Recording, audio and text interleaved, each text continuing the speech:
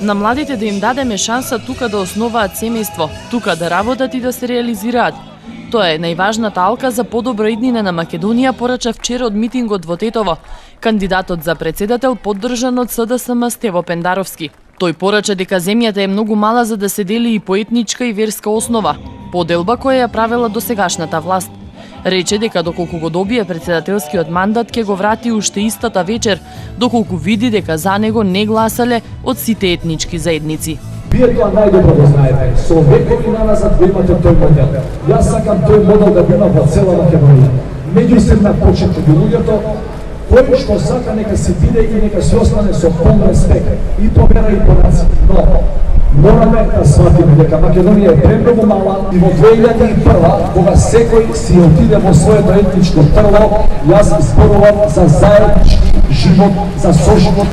Ако на 27 април ги добијам изборите за председател и ако вечерта видам дека не ме гласале сите етнички заедници, ќе го вратам мандатот истата вечер. Јас не сакам да бидам председател само на христијаните, иако сум христијани. Јас не сакам да бидам председател само на членовите на СДСМ и издружената опозиција, иако тие ме поддржуваат. Рецепт за катастрофа и етничка хомогенизација е повикот на ВМРО-ДПМНЕ да се има 63 пратеника.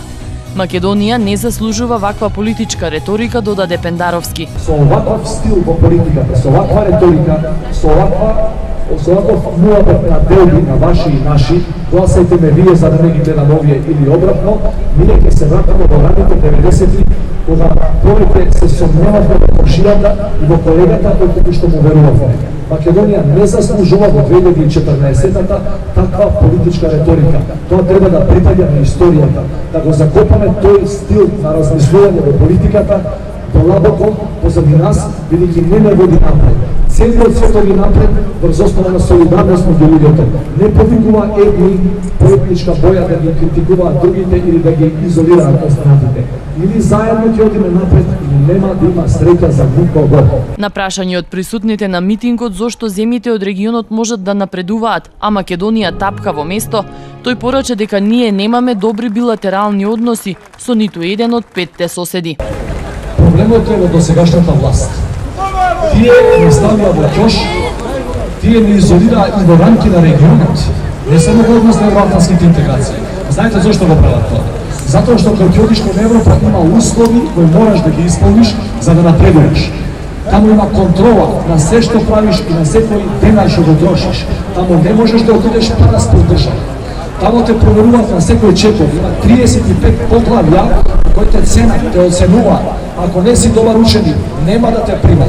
Овие нашите не сакаат таква контрола. Бидејќи таму се најголемите демократии на светот.